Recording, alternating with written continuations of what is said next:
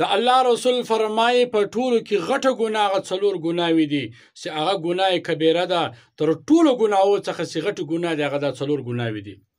اول ګناه دا ده چې د الله سره شرک کول، دا تر ټولو غټه ګناه ده. ګناه ده.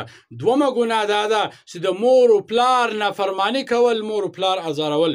او تر ټولو غټه ګناه دریمه دغه غټه ګناه ده چې په ناحقه سره قتل کول، یو څوک په ناحقه سره وژل.